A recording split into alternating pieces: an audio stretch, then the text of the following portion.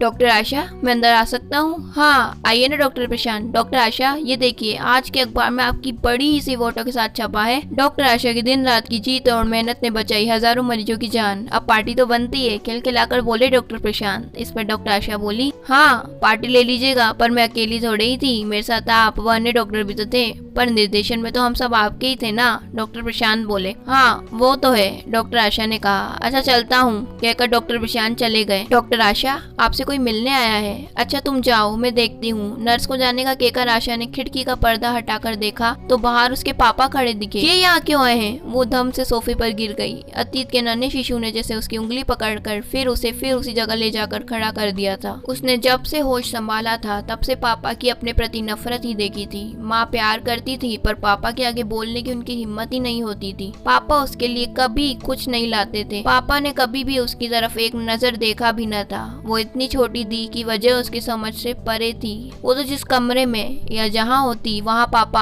आते तक न थे। माँ और दादी उसके साथ खेलती, उसे कहानियाँ सुनाती, वो उसकी छोटी छोटी इच्छाओं की पूर्ति करती। वो लाडली थी तो बस अपनी दादी की, उन दादी की जिनकी वजह से वो अपने पैरों पर खड़ी हो सकी, जीवन में कुछ बन सकी थी। समय बीत रहा था और वो स्कूल में दाखिले लायक हो गई थी। और तब एक दिन जब दादी माँ के पास बैठी थी, पापा ने आकर अपना फैसला सुनाया था।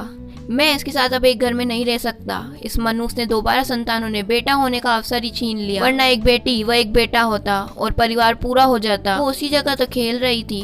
तब वो पापा की बातों का मतलब न समझ सकी थी, पर उनके वो शब्द उसके दिमाग में जैसे के तैसे छप से गए थे। तो ये कहाँ जाएगी? ये मेरे साथ ही रहेगी, दादी बोली। तो इसको लेकर आप भी कहीं चले जाइए। पापा की बात सुनकर दादी आवक रह गई थी। उन्हें विश्वास न था कि उनका बेटा ऐसा भी कह सकता है। माँ तो जैसे जड़ हो गई थी। दादी ने समझाना चाहा पर पापा अपनी बात पर अडिग थे।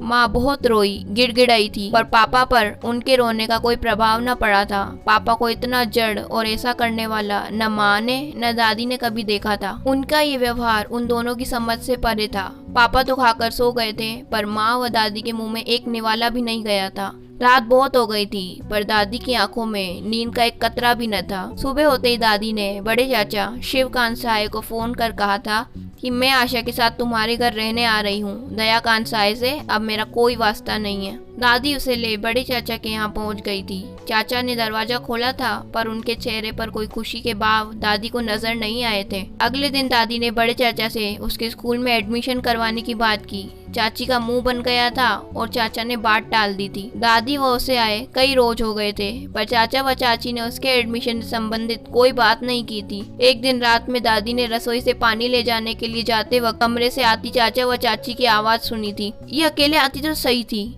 आपकी माँ है, पर ये भला क्यों ले आई है? इसकी जिम्मेदारी हम क्यों उठाएं? इसे हमारे गले बांधने लाइए क्या?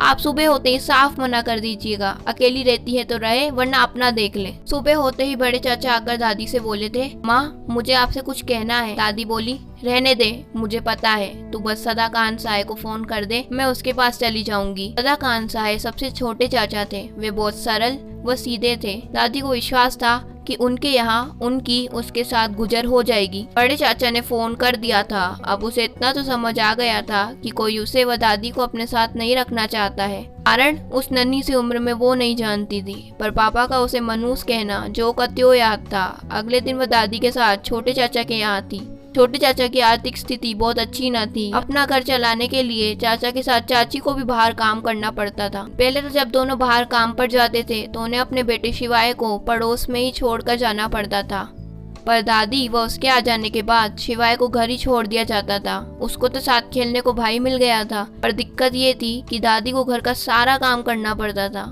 उनकी माली हालत देखते हुए दादी को उनसे भी उसके एडमिशन के बारे में बात करने का कोई औचित्य नहीं समझ आ रहा था। क्या दादी आशा के एडमिशन के बारे में सदाकांत साय से बात कर पाएगी? और इसके जवाब में सदाकांत साय क्या करेगा? आशा का एडमिशन करा देगा या वो भी अपने बड़े भाई की तरह ही उन्हें मना कर देगा? आपको क्या लगता है? मुझे कमेंट बताइए। अगर आपको ये वीडियो अच्छी लगी है तो लाइक कर दो, और आपको इस स्टोरी का सेकंड पार्ट चाहिए तो मुझे कमेंट में बताइए।